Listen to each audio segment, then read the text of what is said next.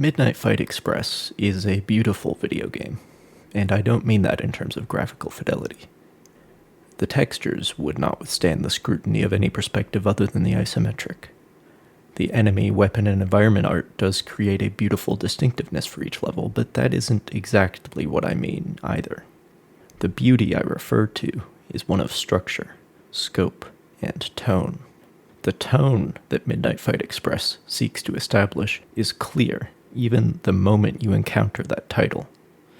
Something action-packed and over-the-top, to be sure, and the aspect of night hints at something illicit or criminal, but somehow it doesn't sound like it takes itself entirely seriously. And it doesn't, which in my opinion is an asset that takes the edge off some of the things that aren't perfect. Midnight Fight Express knows it isn't the most flawlessly amazing thing you've ever played, but it is down for a damn good time if you are.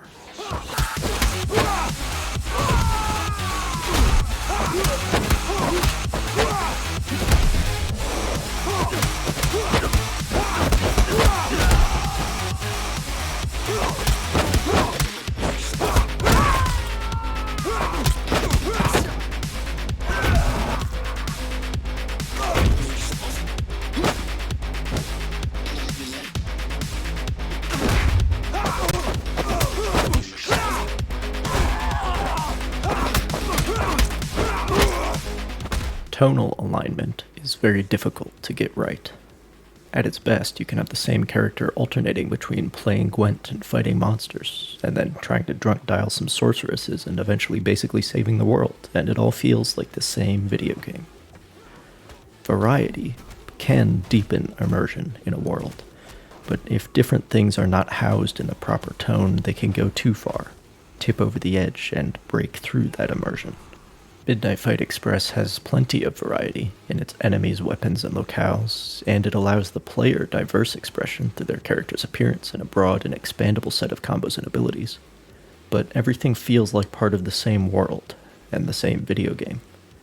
Everything feels like you're in John Wick, The Raid, Extraction, Atomic Blonde, or any number of other movies with excellent fight choreography and action-first storytelling. Integrated with the challenge of tone is the multifaceted issue of scope, or scale. This applies to the size of game that your development team is able to make, as well as to the length and depth of playable experience that the gameplay and storytelling can support before it gets repetitive or boring. A limitation, like the lack of voice acting here, means you can't put in very much dialogue before the player gets impatient. So you're not going to be telling a grandiloquent epic. Just something short and sweet that can be delivered in little nuggets in between, as Droney says, cracking skulls and kicking nuts. Ideally, the action is what carries much of the story and drives the player experience forward. And it is. This game is built in such a way that the lack of voice acting does not compromise its narrative integrity. Small teams, like the ones who made Limbo, Death's Door, or Outer Wilds, seem to me to succeed based on how well they recognize their own limitations. Not to say that budgets should always dictate the aspirations of art, but beauty is to be found just within, not beyond, the limits of capability. It took me 7.7 hours to fight my way through the main story of Midnight Fight Express, and I think that is exactly the correct length to fully flesh out the complexity of its combat systems, without anything becoming repetitive. This is one of those games that was built by one guy with some extra help for music and motion capture and such. Clearly, Jacob Desweenel came up with a real solid set of core combat systems that were then expanded into a whole video game's worth of mechanics and levels, and a whole city's worth of storytelling and world building. But the most important thing, I think, is that this team knew when to stop that expansion. The best gameplay loop in the world will still be fatigued into boredom if it goes on long enough, and it is better for players to be left wishing for more. Playing Midnight Fight Express feels like stepping through a mosaic of every action movie made in the last 2 decades. Any good action film will have a variety of environments that each have their own unique dangers and considerations for characters to deal with. Any good fight scene within those environments will creatively utilize the space, the objects and hazards in it, and the unique characteristics of the characters and their weapons. Variety, novelty, and spontaneity are the driving forces of such scenes, even while they remain grounded in the understood environmental and characterological context. Objects in the room will be picked up and used as weapons. Characters will be added to or subtracted from the situation by various means. The fight will spill over into another space, or someone will run out of ammo or get disarmed as a signal of change in the dynamic of the fight. Midnight Fight Express so completely succeeds in capturing this essence that it is, to be honest, somewhat mystifying. Video game combat is always janky and weird in some way, and making it look and feel this cool is this game's primary triumph. Part of that is just thanks to the functionality, the way all the combos and animations just work the way they're supposed to. That is the foundation on which the higher levels of complexity, variety, and spontaneity can be built. All 40 levels are completed simply by eliminating all the enemies. Visual and mechanical variety is achieved through unique environments, enemies, hazards, and weapons. This variety is laid out in a largely contiguous pathway carved through the criminal underworld of the city in the length of one night. Subsequent levels are generally the most similar because they are directly connected. The journey through this tapestry gives us a view of many different parts of this world, deepening its representation without violating the overall tone. The variety the player mostly contends with, though, is the chaos introduced by the enemies themselves. Unarmed enemies may seek to arm themselves by picking up weapons others have dropped, or they can throw an environmental object. Armed enemies are more aggressive, but with skill tree unlocks they can be parried, or disarmed. The weapon they are holding reflects the context of who and where they are. A fight with police involves batons, tasers, and Glocks. A gang war means Berettas, knives, and baseball bats. The biker bar has ordnance to stock up on in the back, and plenty of glass bottles and chairs to throw around. And the pirates fight with cutlasses and flintlocks. Wait, what?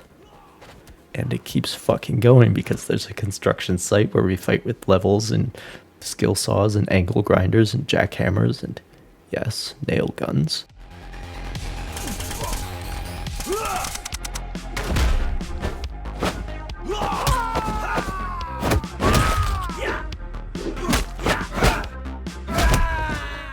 While being treated for the second time to the environmental hazard of a psychotic crane operator. There is even a game developer studio where they're all wearing onesies and fighting with pillows and Nerf guns to celebrate the release of the 300-hour AAA game that they made in just under 6 weeks. The guy throwing punches in the mocap booth upstairs is a nice touch. And then the SWAT team shows up with real guns and, well, you get the idea. This game has a lot of settings, and each of them grounds the combat in a contextual reality that is unique both mechanically and aesthetically. That's why I said this game is every action movie made in the last 2 decades. It is that, and it is also chock full of cultural commentary and references. After the player character escapes his interrogation cell, for example, he is referred to as Prisoner 24601, which is apt, considering some of his Herculean feats. He is called Babyface, and he is a man of focus, commitment, and sheer will. He walks into each unique level prepared to meet the enemy's chaos with some of his own. His arsenal of punches, kicks, grapples, parries, and finishers can be expanded in the skill tree and allows the player to express their own form of variety. This game's biggest misstep, though, the thing that in my opinion feels the most out of place, is a part of this skill tree. The secondary gun that unlocks after a certain point in the story. It is a revolver that Babyface can pull out of his pants at any time, and you can switch between cylinders for pure damage, electrocution, charming enemies to fight with you, etc., etc. It's basically a physical analog for spells or abilities that have cooldowns, and that whole idea just doesn't seem to fit with what this game is. In a game full of amazing contextual and diegetic interactions, this revolver that just pops into existence at will feels like too much of a deus ex machina. You already have more than enough moves and abilities to be using, and it literally doubles the clutter of an actually rather elegant UI. Like it is just something thrown in on top of everything else that is not grounded in the world at all. I'm actually more okay with the rope gun that unlocks later, even though it doesn't seem like something that a guy like Babyface would use. But regardless, these, to my mind, unnecessary abilities are what made me glad that you can disable skill tree unlocks after unlocking them. Everything else in the skill tree is just about expanding your repertoire of actual, real, contextually applicable combat maneuvers. I am, shall we say, not at home in games that have this much combo to learn, so I'm not the person to fully dissect or demonstrate the full complexity of these systems. The footage you are seeing is from my first fumbling attempt at getting through these levels, and the impressive thing there is how awesome it still felt. I sort of got into a rut of just punches, parries, and finishers without doing much grappling or throwing, but that's just how it goes. People seek playstyles that suit them. In Midnight Fight Express, though, no one can fully escape the relentless onslaught of spontaneity. The number of possible actions at any given moment can be overwhelming, but that, combined with the variety in the enemies and environments you're interacting with, is necessary for the improvisation that makes a good fight scene. You could just punch that guy again, or you could do something cooler. You could kick him in the nuts. You could parry that other guy and get his weapon. You could grab him and throw him at his friends. You could switch to a different target. You could pick up a weapon. You could throw a chair. This game is constantly confronting you with opportunities to inject variety into an already chaotic situation, and nothing demonstrates this better than the way weapons work. Crowbars, cutlasses, and katanas all have very limited durability. They are not meant to become long-term companions, but rather tools to be used up for a purpose. They represent a temporary change in the dynamic of the fight and provide for highs and lows in the gameplay. Similarly, guns have a limited ammo supply and cannot be reloaded. The authoritative bark of a handgun speaks in a language of power that clearly supersedes any of the melee sound effects.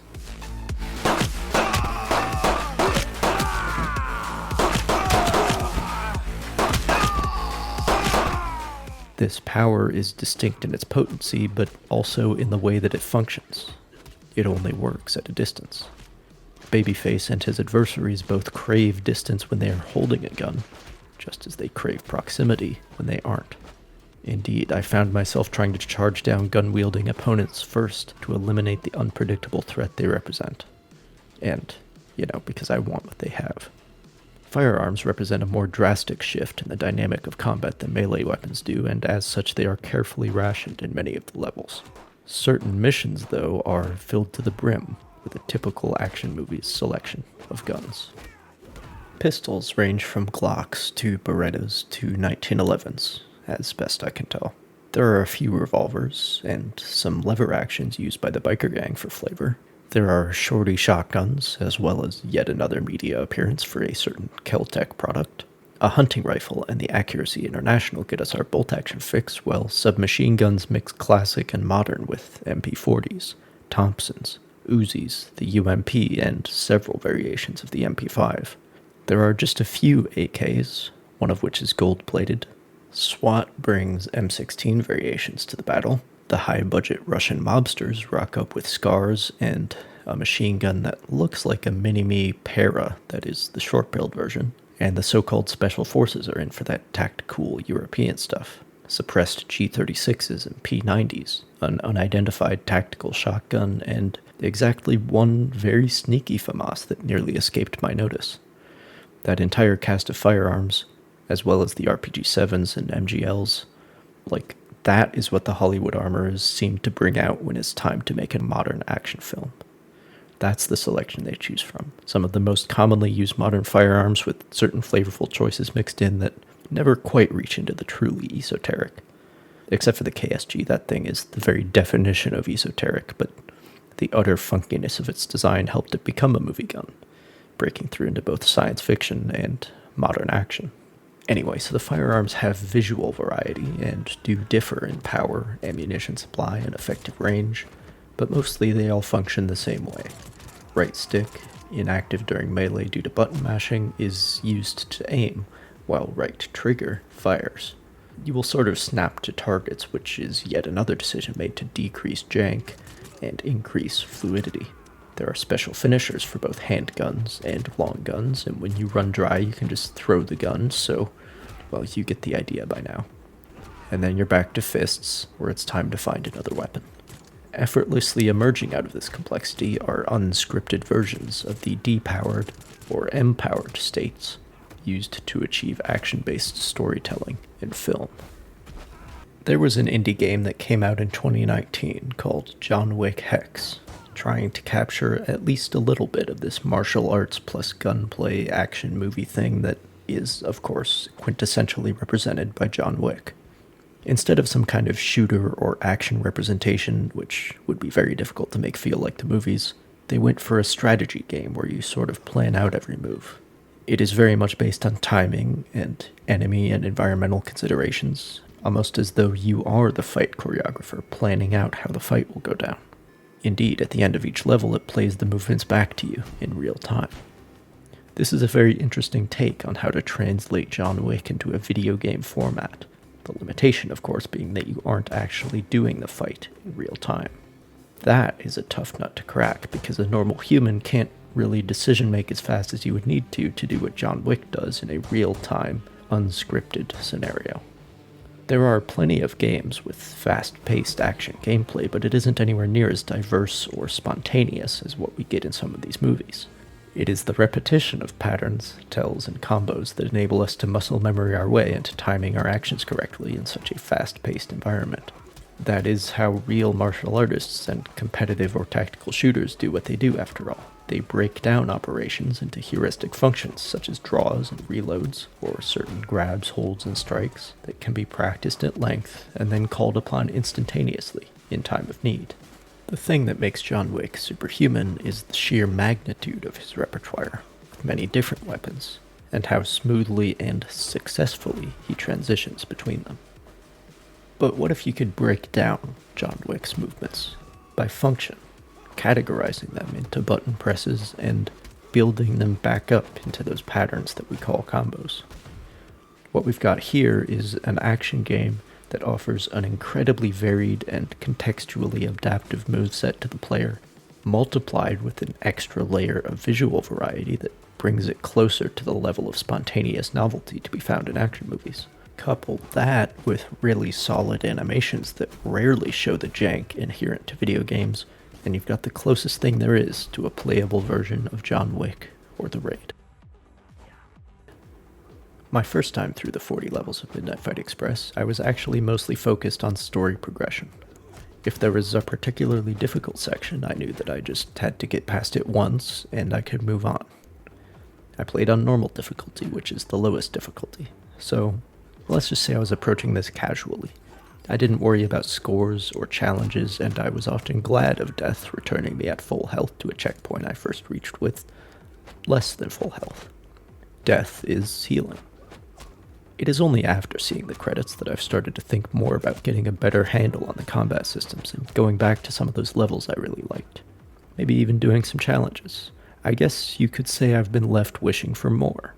But there is more here for people who want it. The unique nature, solidity, and depth of this combat means that this game will have the longevity to support speedrunning and other masochistic activities.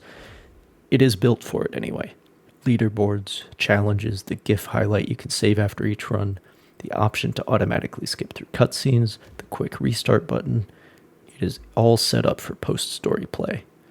And I am as glad that people can seek perfection in this way as I am that perfection was never needed to progress through the story. We never get a dialogue box from Babyface himself, but he is implied to be speaking when recounting the night's events to his interrogators. Those events began with the delivery of an exposition drone, which will be doing most of the talking throughout the game. The hacker controlling this drone needs to exposit, because Babyface has amnesia. Because, of course he does. Apparently, the criminals are planning an overnight takeover of the city, and the drone wants us to stop them. And that's all it takes for us to get out on the street and start punching fools. Babyface is not a particularly distinctive character. His unalterably close-cropped hairstyle and the lack of facial hair his nickname suggests mean that clothing, the only thing to be purchased with the cash each mission gives you, is also the only way for the player to project any distinctivity. That and the color of his hair and skin. Eventually I settled on a classy, concierge of death look with sleeves rolled up in anticipation of messy work. I could not for the life of me find pants that go with this top, but the starting shoes definitely do. The 10th Doctor is still my favorite, so I'll probably never escape the appreciation of Chucks juxtaposed with a suit, or in this case, just a waistcoat. The lack of hairstyle or gender choice really limits the characterization or cosplay potential here, although each level's challenges have a unique character skin locked behind them, many of which look suspiciously like superheroes. It does make sense to limit the ability to change Babyface's physical characteristics, because his character is a part of the story. After the story, though, when you're doing challenges to unlock Batman or whatever, I would have appreciated gender and hairstyle being added to the character customization. I would not be surprised at all if such features get added to this game later. Between that and perhaps fan-built maps, you could have something with quite a bit more longevity and community interaction. I don't know if any of that will happen, but the combat systems are definitely deep enough to support it. For the purposes of the story, though, the taciturn and amnesiac Babyface serves as something of a blank canvas to be gradually filled in with the story of this world and his place in it. The bloody path he carves through the criminal underworld of the City of Tomorrow is sprinkled with people he used to work with and references to his past. In fact, he is eventually revealed to have been Kingsworthy's right-hand man, Kingsworthy being the big bad boss and the primary antagonist. Babyface had a son, though, and that changed him. He decided to take Kingsworthy down so he and his son could get out clean and go straight, but that plan went awry. Babyface agreed to lose his memories and become a sleeper agent in service to the boss in exchange for his son's life. And that son is the hacker we know as Droney. He too is in the boss's service, so he's helping us from the inside. Before the ill-fated first attempt to get out, we laid some plans and safeguards for just this situation, and that's part of why we're here. There's a bit of the old back and forth going on, you know. It was all part of my plan. But no, it was actually all part of my plan. As you may be able to tell, this is one of those coy, evasive plots that holds the cards close to the vest. The primary motivation for pushing forward is often just to find out what the fuck is going on. Sabotaging in detail every subsidiary component of Operation Neo Dawn gradually gives us a clear picture of the stakes. Lil Tony's gangs are to sow violence and chaos throughout the city as a distraction to cover the rest of the operation. The Rat King says, quote, "The Great One has commanded you to join us in our irradiated symphony so that we may ascend to the opera of blood on the surface above." End quote. So he's definitely got something going on. Arlena's offshore smuggling operation is supplying weapons for the takeover. Mikhail the Snail plans to use hijacked planes to blow up military bases to prevent outside intervention. SWAT, actually in cahoots with this whole thing, is tasked with appearing to oppose the Russian hijacking. Having dismantled each of these constituent operations, Babyface heads to Kingsworthy's headquarters to find out what other evil shit he might be up to, free Droney, and deal with the man himself. We are now approaching the fulcrum around which the story turns because we are catching up to Babyface's capture and interrogation. Unable to get him to confess on tape to being the mastermind behind Neo Dawn, the cops finally turn off the camera and reveal that they are themselves stooges in Kingsworthy's service.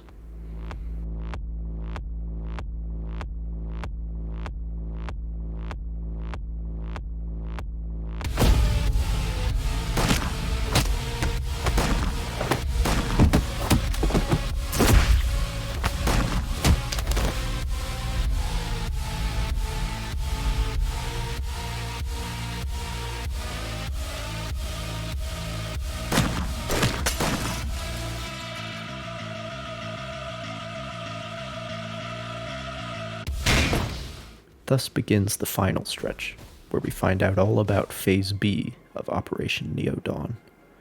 The city's civilians are not just being killed, their brains are being transplanted into killer robots that will enable the boss to take over the world next. That is what actually happened to Droney, after all. He's actually just the consciousness of Babyface's long-dead son, living on in a drone. This fact was concealed even from Droney himself. He thought he was just locked in a room somewhere looking at screens. His transformation was the prototype for this robotic doomsday plot that we seem to have stumbled into, and perhaps surprisingly, I don't think that said robotic doomsday plot violates the tone that I credit Midnight Fight Express for sticking to. Up to now, the stakes have been a city. Much like in the Raid 2, the whole point was to take out the criminal underworld of an entire city. You know, to save the city. And a city is big, but the world is incomprehensibly bigger. Expanding the stakes beyond human apprehension is sort of like the nuclear option, sometimes literally, when it comes to character motivations in writing. If it's the entire world that you're saving, then it becomes easy to justify, say, killing 2,000 people to do so.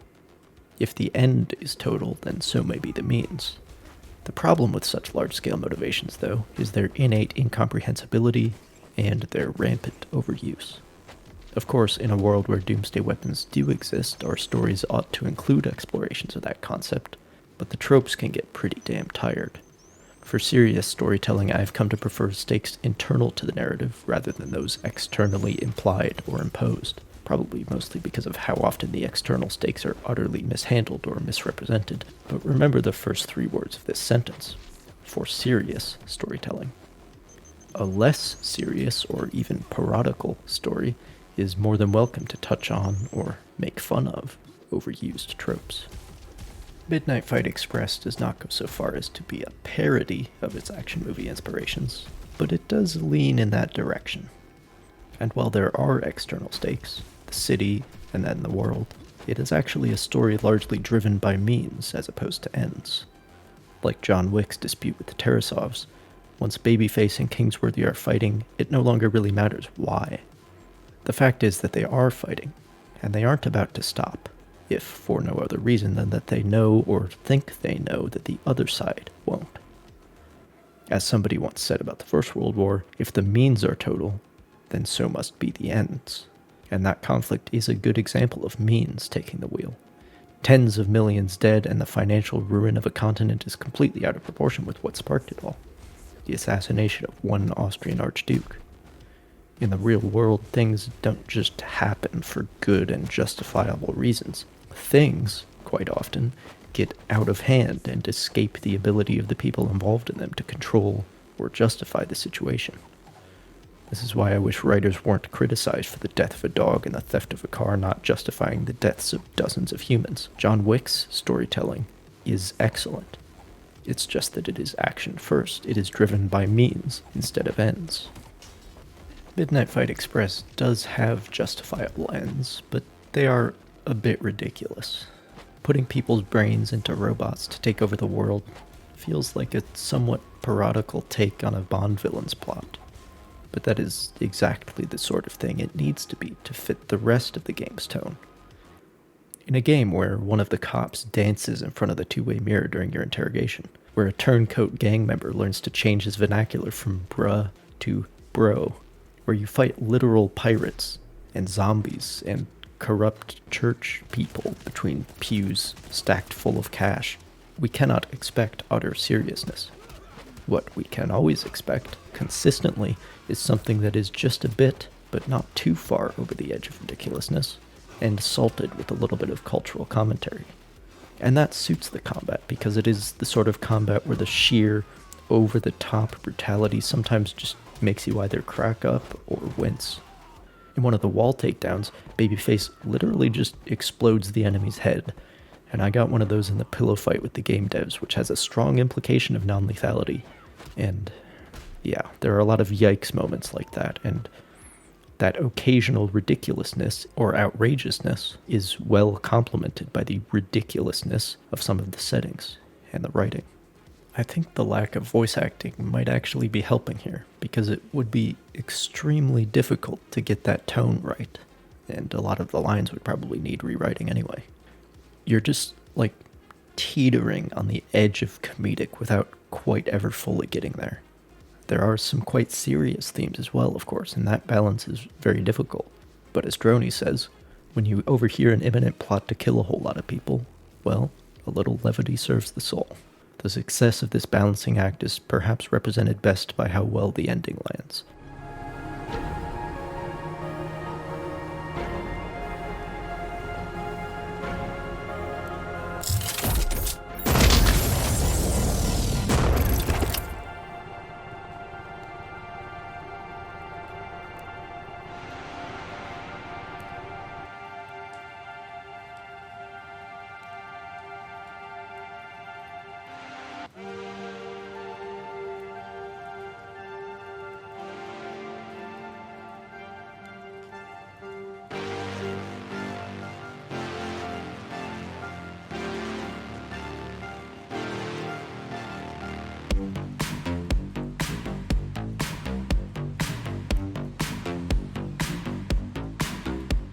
That slight comedic tang seems to have perished with the last of our enemies, and we're just gonna sit here, taking in the Pyrrhic sunrise, utterly spent and the last to leave that party that went all night. The real ending is not the fact of victory, or of my or Drony's sacrifice, but a state of being, this feeling of exhausted success. Midnight Fight Express is built around a very solid and deep combat system that evokes, as I have gone on at length about, the feeling of spontaneity essential to the best action movies. It would be wrong to think of the self-referential and slightly ridiculous writing as an afterthought, but it is definitely subservient to the action. It serves to put the sometimes ridiculous gameplay into a not entirely serious framework that makes everything feel not consistent, that's the wrong way to think about it, but perhaps complementary. All the elements here, the art, the animations, the combat systems, the writing, are aligned in spirit and objective, synthesizing into something greater than their sum. Not like faceless stormtroopers that all look the same, but like a ragtag team of motivated specialists that have their differences, but know how to work together. Midnight Fight Express, most importantly, knows what it is, and what it's for. It is a video game-ass video game, and it is just here for a good time. Oh, and the music contributes to all of that as well. It's fucking awesome, and that's all I have to say about it.